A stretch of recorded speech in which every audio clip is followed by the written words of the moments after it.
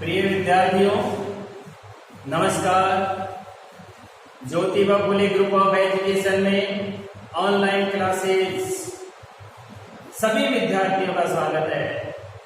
मैं नरेश कुमार शर्मा कई दिनों से कक्षा 10 की आप सबके लिए ऑनलाइन कक्षा उपलब्ध करा रहा हूं। इस वीडियो को सब्सक्राइब करें, लाइक करें, यदि कोई डाउट हो क्लियर करने के लिए कमेंट्स भेजें। देखिए, आप सबके लिए इस कोरोना के दौर में Jyotiba Phule group of education कितना बढ़िया काम कर रहा है कि घर बैठे आपको शिक्षा उपलब्ध करा रहा है। इसी चैनल के माध्यम से घर पे रहें, सुरक्षित रहें और लगातार शिक्षा भी अर्जित करते हैं। देखिए, मैंने कल आपको उपचयन और अपचयन अभिक्रिया के बारे में बताया था। परिभाषा को मैंने आपको थोड़ा सा बोल करके ही कहा था। आज मैं आपको उपचयन और अपचयन को लिख करके समझा रहा हूं।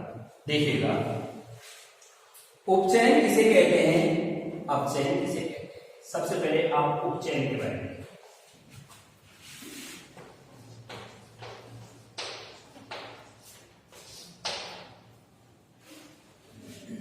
देखिए। उपचयन किसे कहते हैं? कल भी मैंने आपको बताया था कि ऐसी अभिक्रिया जिसमें अभिक्रिया के समय में अभिक्रिया में भाग लेने वाले किसी पदार्थ में ऑक्सीजन की वृद्धि हो जाती हो या हाइड्रोजन की कमी या ह्रास हो जाता हो, ऐसी अभिक्रिया को हम उपचयन अभिक्रिया कहते हैं। दोबारा से फिर समझ लें कि ऐसी अभिक्रिया को जिसमें ऐसी अभिक्रिया जिसमें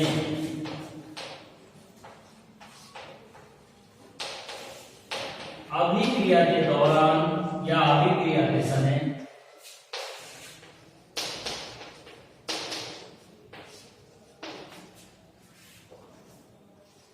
पदार्थ में ऑक्सीजन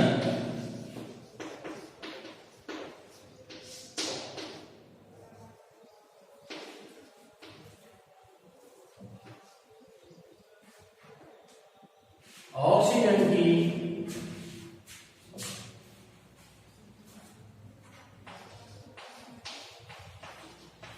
वृद्धि होती है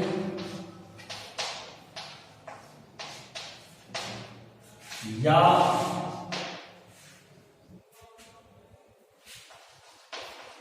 हाइड्रोजन की कमी होती है, उपचयन अभिक्रिया कहते हैं।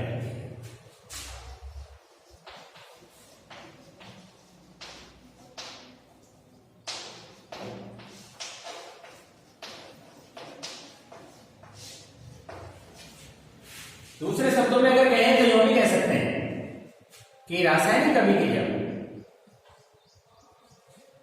अभिक्रिया के दौरान ऑक्सीजन या ऋणावेशित तत्व का बढ़ना, क्योंकि ऑक्सीजन ऋणावेशित होती है। कैसी होती है? ऑक्सीजन ऋणावेशित। ऑक्सीजन या ऋणावेशित तत्व की वृद्धि होना, हाइड्रोजन या धनावेशित तत्व की कमी होना उपचयन कहलाता है। उपचयन की परिभाषा समझ में आ गई होगा आपके। ऑक्सीजन का बढ़ना, हाइड्रोजन का घटना उपचयन। इसका बिल्कुल विपरीत कर दीजिए, उल्टा कर दीजिए तो अपचयन हो जाएगा। ऑक्सीजन की कमी और हाइड्रोजन की वृद्धि अपचयन कहलाता है। दोनों सेम है, उपचयन अपचयन। नाम में ध्यान रखना, उपचयन में ऑक्सीजन बढ़ता है, हाइड्रोजन घटता है। अपचयन में हाइड्रोजन बढ़ता है और ऑक्सीजन घटता है। जैसे आपने एक लिख लिया हो उपचयन अभिक्रिया कहलाती है। इसे ऑक्सीकरण के नाम से भी जानते हैं। दूसरा नाम क्या है इसका? इसे ऑक्सीकरण अभिक्रिया के नाम से भी जानते हैं।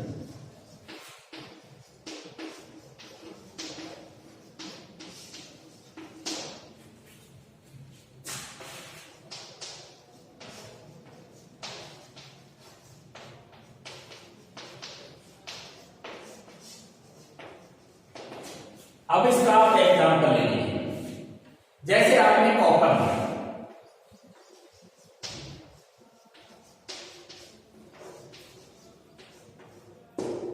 कॉपर और कॉपर में हमने ऑक्सीजन मिला करके तापन किया। क्या कर दिया हमने? ऑक्सीजन मिला करके तापन क्रिया की तो ऑक्सीकरण हो गया। ये इसके साथ जाकर के जुड़ गई।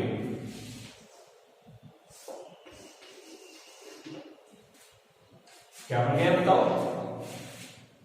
CuO कॉपर ऑक्साइड बन गया। क्या बन गया है? कॉपर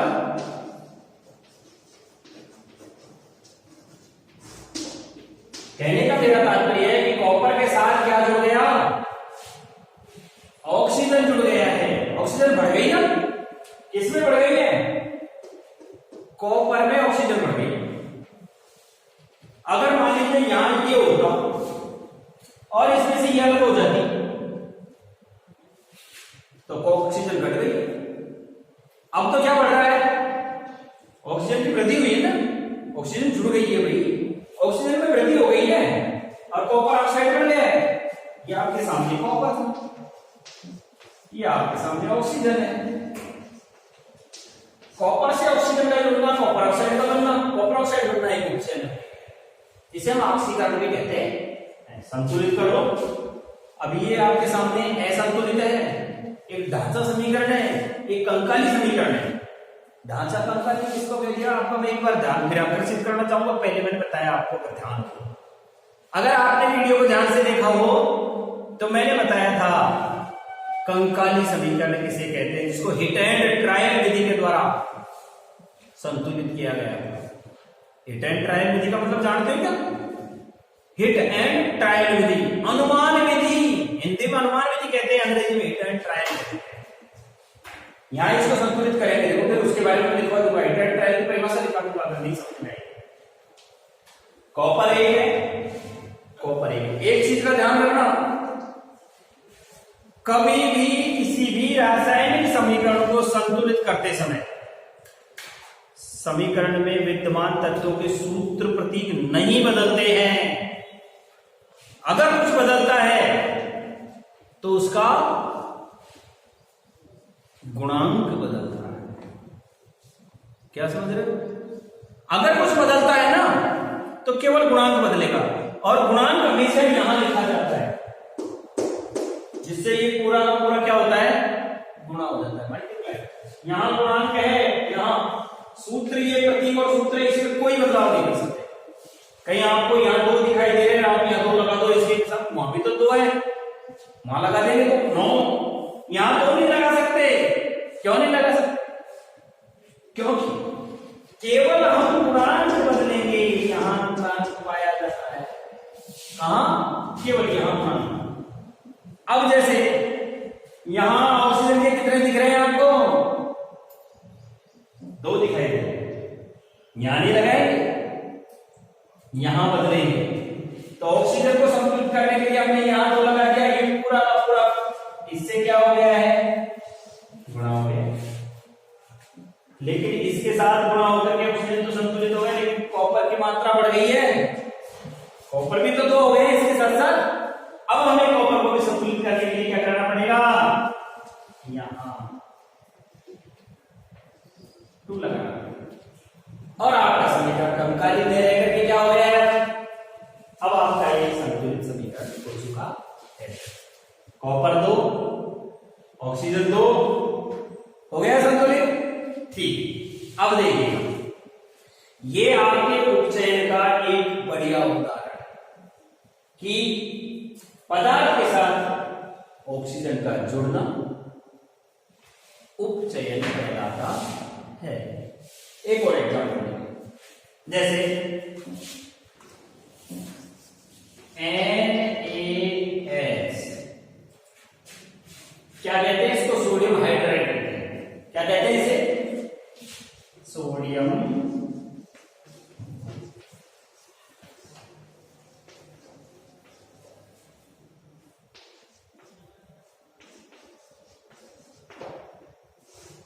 ये सोडियम हाइड्राइड है NaS। अब मैं इसको परिवर्तन करके बता रहा हूं विक्रिया होने के पश्चात। तो सोडियम हाइड्राइड जब आपके सामने परिवर्तित होता है तो ये Na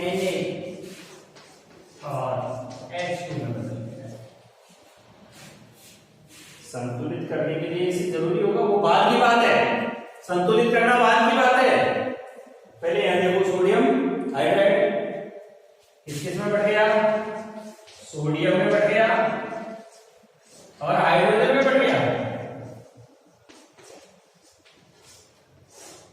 सोडियम में बढ़ गया और किसमें बढ़ गया है? हाइड्रोजन में बढ़ गया। संतुलित कर देंगे। संतुलित करने के लिए क्या करेंगे बताओ? देखो यहां सोडियम एक है, यहां भी सोडियम एक, यहां हाइड्रोजन एक है तो यहां हाइड्रोजन दो है। कौन सी चीज बिगड़ रही है? पहले हाइड्रोजन। हाइड्रोजन को संतुलित करने के लिए कहां लगाएंगे? केवल गुणांक वाली। गुणांक कहां है? यहां गुणांक, यहां गुणांक, यहां गुणांक है ना। अगर मान लीजिए हाइड्रोजन को संतुलित कर देते हैं तब यहां दो लगाएंगे, दो लगाते सोडियम भी क्या हो गया? असंतुलित। सोडियम को क्या कर देंगे? क्या कर देंगे? सोडियम को संतुलित करने के लिए यहां दो लगा देंगे। तो ये हाइड्रोजन दो, सोडियम दो, तो हाइड्रोजन दो। अब आपको विशेष चीज आपने क्या नोट करी इसमें? देखो यहां सोडियम के साथ हाइड्रोजन है, लेकिन यहां सोडियम के साथ हाइड्रोजन में कमी हो गई है। तो हाइड्रोजन की कमी होना उपचयन। परिभाषा में जाओ, ऐसी अभिक्रिया जिसमें अभिक्रिया के दौरान पदार्थ में ऑक्सीजन बढ़ जाए, या तो क्या बढ़ जाए? ऑक्सीजन, या फिर किसकी कमी हो जाए? हाइड्रोजन की कमी या ह्रास हो जाए। क्या कहते हैं इसी अभिक्रिया को? उपचयन अभिक्रिया के नाम से जानते। हो गया? हाइड्रोजन की कमी होती है, हाइड्रोजन कम हो गया, घट गया हाइड्रोजन, क्या कहलाएगा? उपचयन या ऑक्सीकरण अभिक्रिया कहलाती है। स्क्रीनशॉट ले लें या इसे लिखें, पॉइंट बी नोटेड, या आप स्क्रीनशॉट ले सकते हैं। इसके पश्चात में आपको अपचयन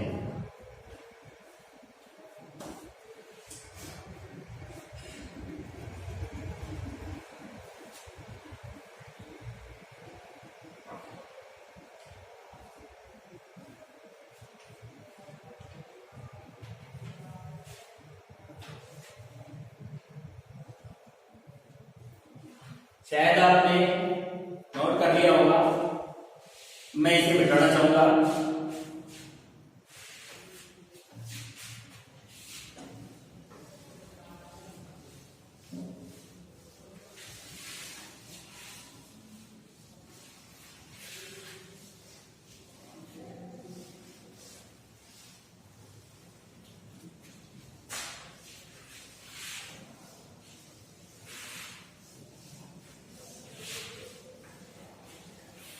अब आप लिखेंगे उपचयन अभिक्रियाएं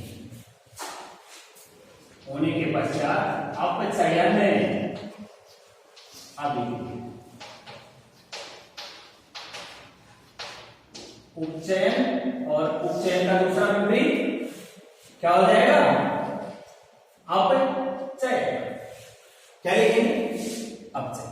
देखो पहले शुरुआत में इसकी परिभाषा मैंने आपको अभी भी बताया था थोड़ी देर पहले कि किसका बिल्कुल उल्टा कर दो?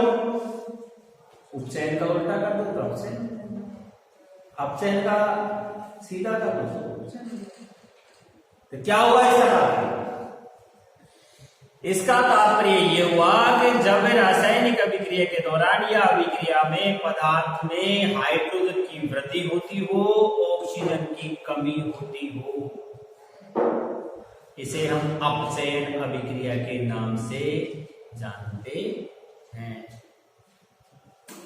या दूसरे शब्दों में कहें, ऐसी रासायनिक अभिक्रिया जिसमें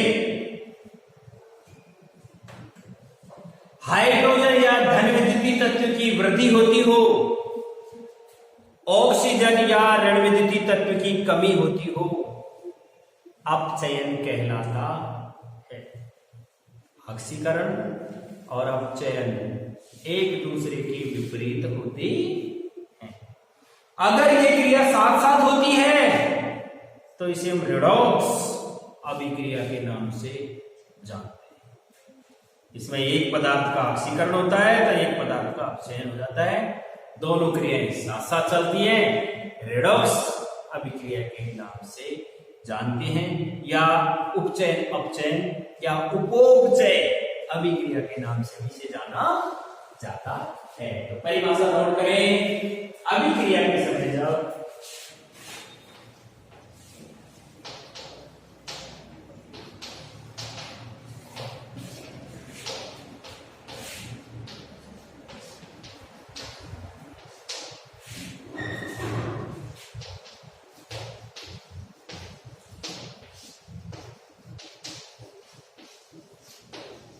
अभिक्रिया पदार्थ में, अभिक्रिया के समय जब अभिक्रिया पदार्थ में हाइड्रोजन की वृद्धि होती हो,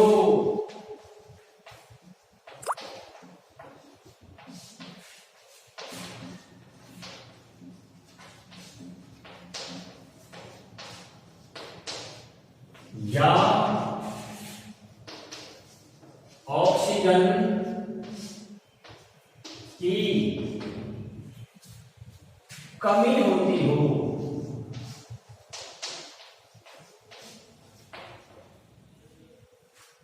अपचयन अभिक्रिया कहलाती है।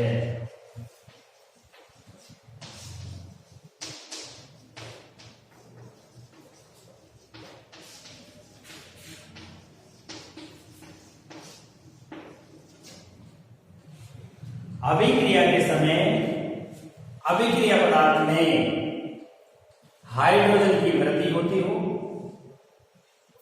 ऑक्सीजन की कमी होती हो, उसे हम अपचयन अभिक्रिया कहते हैं। ऐसी अभिक्रियाओं को क्या कहेंगे हम? अपचयन अभिक्रिया कहलाती है। एग्जाम्पल ले लीजिए, जैसे Ca plus H2, Ca plus H2। आप यहां देखेंगे ये कैल्शियम है,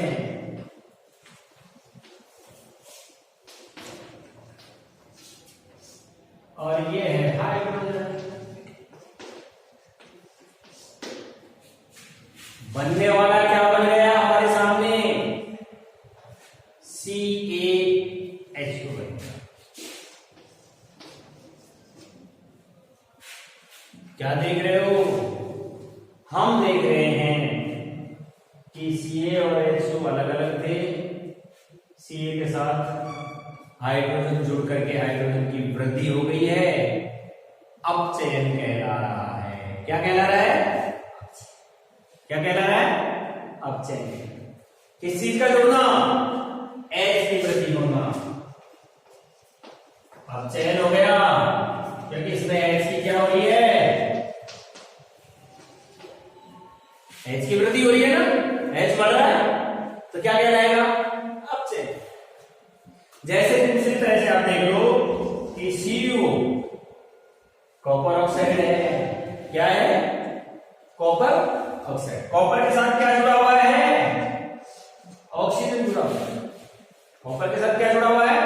ऑक्सीजन। और कॉपर से ऑक्सीजन की कमी, अपचयन।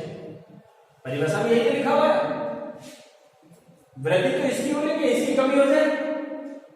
यहां इसके साथ ऑक्सीजन है, बड़ा नहीं है ऑक्सीजन।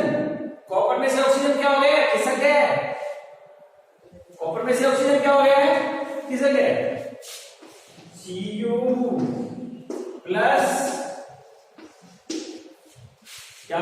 H खिसक गया, हाइड्रोजन ऑक्सीजन को लेकर के अलग खिसक गया, कॉपर अकेला रह गया। तात्पर्य अपचय, तात्पर्य क्या हो गया? अपचय हो गया। यहां कॉपर ऑक्साइड से ऑक्सीजन की क्या हो रही है?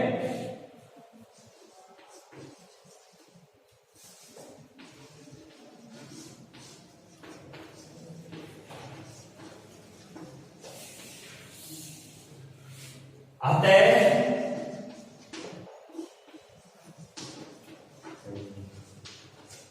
अपचयन अभिक्रिया है।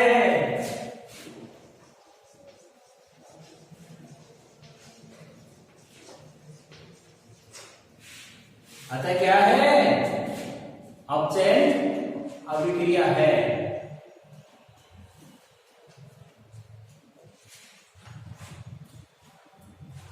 आपके समझ में आ गई होगी बात। अब आप देखिए, अब इन दोनों को एक साथ लेने हैं, या तो आप इसका स्क्रीनशॉट ले लीजिए, लिख लीजिए एक बार, फिर मैं आपको रेडॉक्स अभिक्रिया के बारे में बात करूंगा।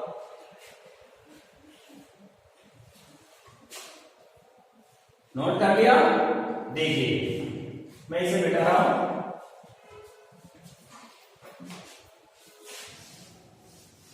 पिछला जो कोर्स था उसमें ये बहुत ज्यादा बड़ा था, इसमें अलग अलग प्रकार से परिभाषा थी। ब्रोस्टन टोनी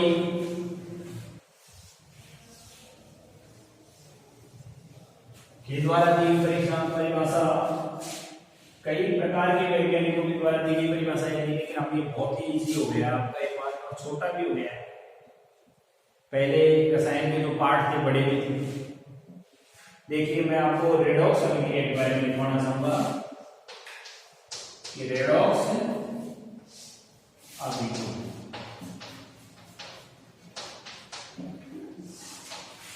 रेडॉक्स अभिक्रिया क्या है, या यूं कह दो उपचयन अपचयन अभिक्रिया क्या है, या उपचय अभिक्रिया क्या है। रेडॉक्स अभिक्रिया का नाम लिख दो, उपचयन अपचयन अभिक्रिया या उपोपचयन अभिक्रिया।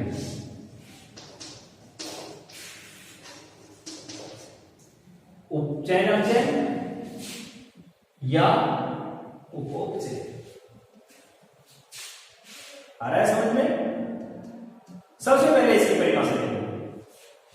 यदि किसी अभिक्रिया में, यदि किसी अभिक्रिया में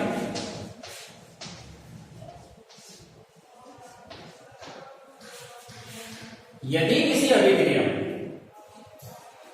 एक पदार्थ का ऑक्सीकरण हो रहा है, दूसरे पदार्थ का अपचयन हो रहा है, ऐसा ऑक्सीकरण अपचयन कहलाएगा, रेडॉक्स कहलाता है। तो एक पदार्थ का उपचयन, यदि किसी अभिक्रिया में उपचयन व अपचयन अभिक्रियाएं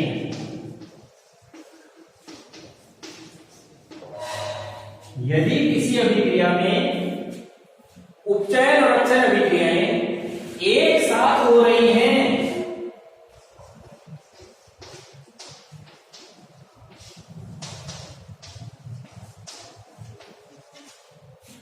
एक साथ हो रही है, तो ऐसी अभिक्रियाएं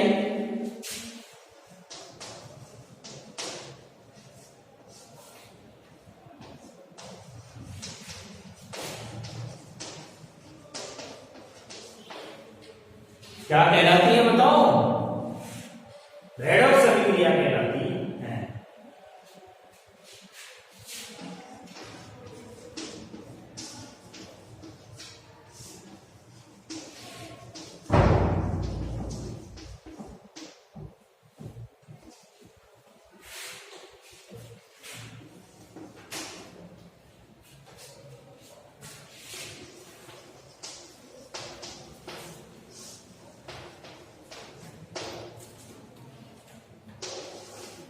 दूसरे शब्दों में कहते हैं कि रेडॉक्स अभिक्रिया वह अभिक्रिया है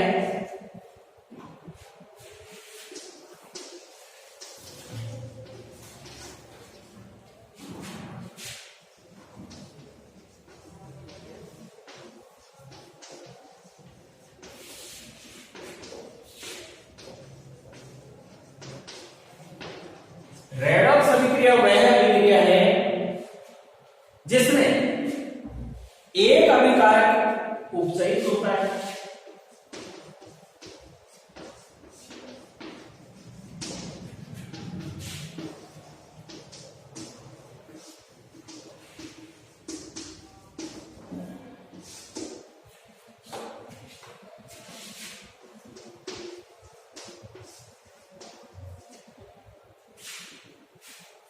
एक अभिकारक उपचयित होता है तो दूसरा अभिकारक अपचयित हो जाता है तथा दूसरा अभिकारक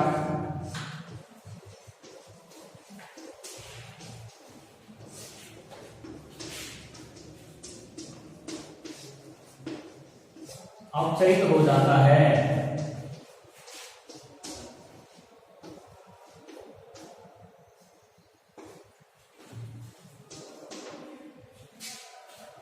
एक अपचयित तो एक उपचयित, पहला उपचयित तो दूसरा उपचयित हो जाता है। क्या कहलाता है? रेडॉक्स अभिक्रिया कहलाती है।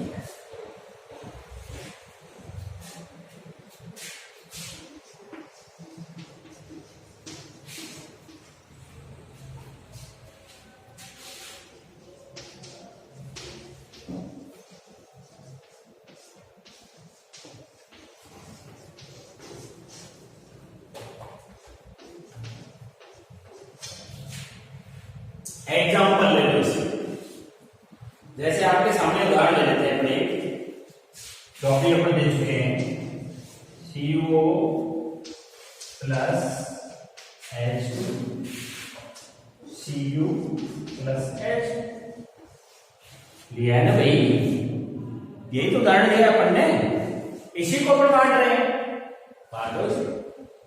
देखो इसमें आप ये नोट करो किसके साथ ऑक्सीजन जुड़ रहा है, किसमें से ऑक्सीजन कौन, किसके साथ हाइड्रोजन जुड़ रहा है, परिभाषा में से सेट कर दीजिए अपने आप आपके सामने। अब भाई क्या हो रहा है, देखो यहां CuO में से ऑक्सीजन अलग हो गई, तो ऑक्सीजन का घटना क्या कहलाता है? ऑक्सीजन का घटना क्या कहलाता है? अपचयन होता है। क्या होता है? ऑक्सीजन की कमी होना अपचयन हो गया। तो यहां पर Cu ये तो हो गया अपचयन।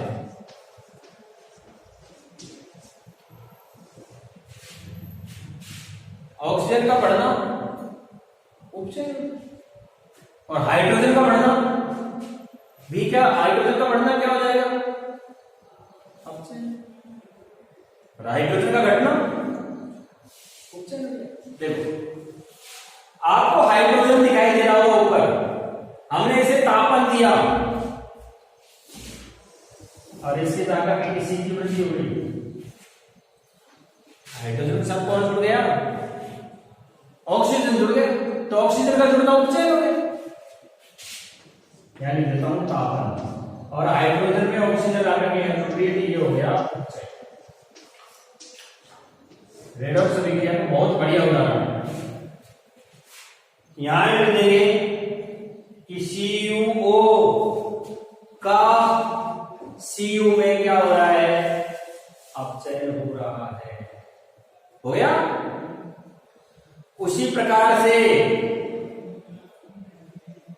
H2 का H2O में उपचयन हो रहा है। आ गया समझ में? एक ही समीकरण के द्वारा उपचयन और अपचयन की दोनों की परिभाषा आ गई। इस तरह की होने वाली अभिक्रिया को किस नाम से जानते हैं?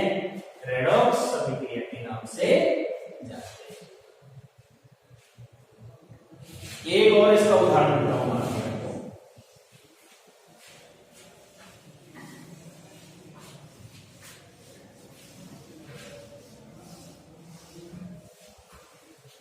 देखिए जैसे ZnO+ ले लिया zinc oxide plus carbon, zinc oxide plus carbon, और हमारे सामने यहां पर जिंक रह गया और ये प्लस 2। आपको अपने आप दिख रहा होगा Zn जिंक का ZnO का Zn में बदलना, ऑक्सीजन की कमी हुई है, और C के साथ ऑक्सीजन जुड़ना, क्या हो रहा है? ऑक्सीजन की वृद्धि हुई। यहां ZnO से Zn बनना, ये तो क्या हो गया?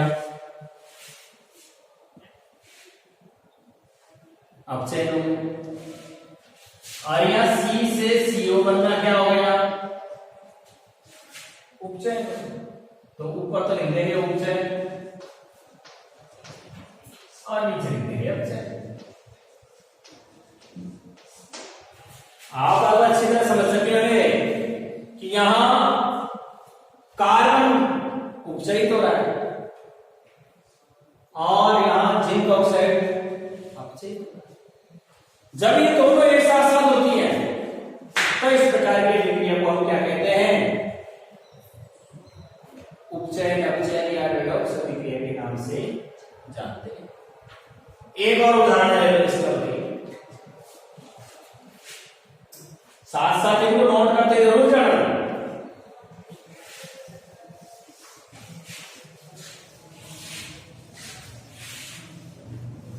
ZnO और CuO वाला उदाहरण बहुत बढ़िया उदाहरण है, जो अब मैं देने जा रहा हूं उससे भी अच्छा उदाहरण है। जैसे MnO2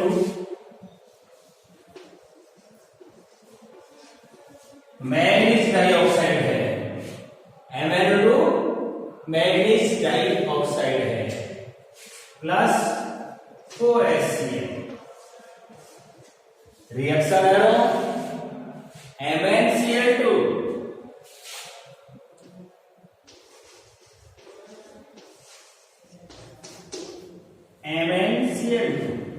प्लस क्या बच गया? H।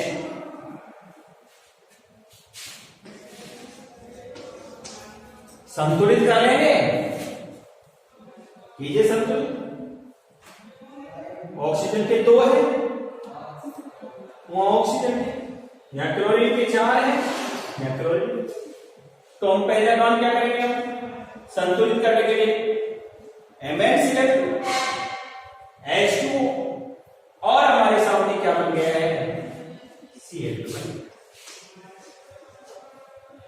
देखो Mn से Mn संतुलित है, ऑक्सीजन के 2 है, ऑक्सीजन का 1 है, यहां लगा देंगे हाइड्रोजन 2 दूनी के 4 हो गए, 4 हाइड्रोजन। क्लोरीन के 4 है तो 2 क्लोरीन यहां हो गए, 2 क्लोरीन हो गया संतुलित। Mn संतुलित, ऑक्सीजन से ऑक्सीजन संतुलित, क्लोरीन 2 2 4 क्लोरीन, हाइड्रोजन 2 दूनी के 4। मेरे हिसाब से पूरी तरह से संतुलित। यहां इसमें देखेंगे क्या क्या हो रहा है? HCl में Cl2 क्या हो रहा है? उपचयित हो रहा है। क्या हो रहा है?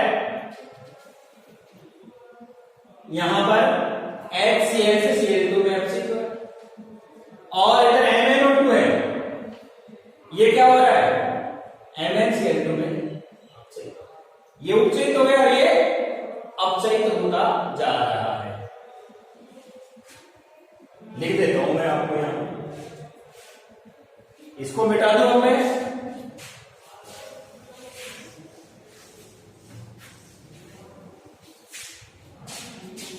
लिख लीजिए HCl Cl2 में उपचयित, यहां HCl Cl2 में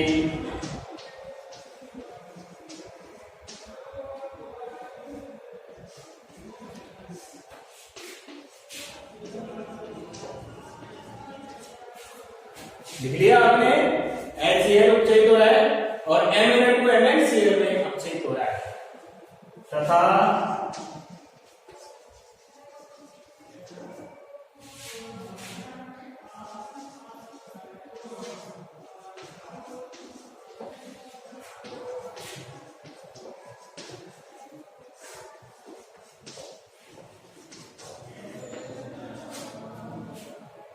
आपका ये पॉइंट समाप्त हो गया। अब आप दैनिक जीवन में इस उपचयन अपचयन के बहुत सारे क्रियाकलापों को देखते होंगे। इससे हमें क्या क्या लाभ होता है, क्या क्या हानि होती है, यानी इससे किस प्रकार से प्रभाव आता है, इसके बारे में आप पहले एक बार इसे नोट कर लें या स्क्रीनशॉट लें।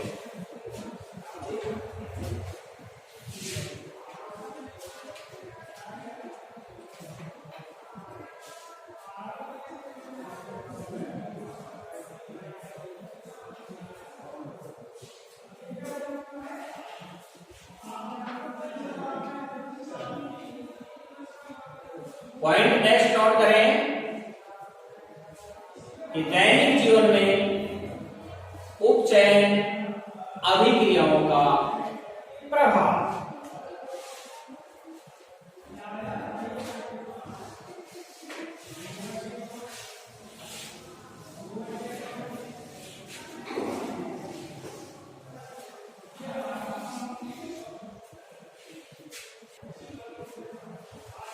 मैं अब आपको दैनिक जीवन में उपचयन अभिक्रियाओं के प्रभाव के बारे में बताऊं। देखो, इन उपचयन अभिक्रियाओं का दैनिक जीवन में काफी प्रभाव है। अब आप जान गए होंगे कि उपचयन का मतलब ऑक्सीजन का जुड़ना होता है। हम लंबे समय तक तेल, वसा, घी, तेल, वसा और इससे निर्मित जो खाद्य सामग्रियां हैं, इन्हें हम लंबे समय तक रख देते हैं तो उनकी स्वाद और गंध में अंतर आ जाता है। खा करके देखते हैं तो अपन कह देते हैं मुंह में रखते ही, जैसे नमकीन वगैरह है, चिप्स है, आजकल चलने वाले बहुत सारे कुरकुरे, मुरमुरे जो भी हैं, ये बहुत सारी चीजें आती हैं। इनको मुंह में रखते ही अपन कह देते हैं कि स्वाद में अंतर है, इनमें कुछ स्मेल सी आ रही है। इसका प्रमुख कारण क्या है जानते हैं? उसके अंदर ऑक्सीजन का प्रवेश हो जाना। हमारे घर में भी अगर घी लंबे समय तक रह गया तो अपने आप उसमें बदबू आने लग जाएगी। हमारे घर में अगर सरसों का तेल अधिक समय तक, हम एक पीपा तेल लेकर के आगे भर करके पूरा, और अभी वो खर्ची नहीं हो रहा घर में और 2-4 महीने रखा रह गया, उसको सूंघ करके देखो उसमें बदबू आएगी, खाने की इच्छा नहीं होगी। क्यों? क्योंकि उसमें इसकी एंट्री हो गई है, ऑक्सीजन की एंट्री हो गई, ऑक्सीकरण हो चुका है इसका, वो हमें स्मेल देने लग जाएंगे। इसी प्रकार चिप्पस देखा होगा आपने, जैसे चिप्पस को हम खाते हैं, ऐसी वसा, तेलीय खाद्य सामग्रियों को अक्रिय बनाए रखने के लिए उसमें ऑक्सीजन गैस को पूरी तरह निकाल करके और नाइट्रोजन गैस भर दी जाती है। देखा होगा आपने चिप्स की थैली को दबा करके तो फूली रहती है। अगर फूली हुई में से वो बाहर है गैस और वो पिचक गई है पैकिंग, तो आप उसे मत लीजिए। पहली बात तो पैकिंग वाली वस्तुओं को खाना ही नहीं चाहिए, लेकिन अगर आपने इस तरह की कोई चीज ले भी ली है तो आप उसे खाइए मत, क्योंकि वो ऑक्सीकरण क्रिया से युक्त हो चुकी है। कल इससे आगे संचारण और विकृत गंधिता इसी चैनल पर इसी समय। धन्यवाद।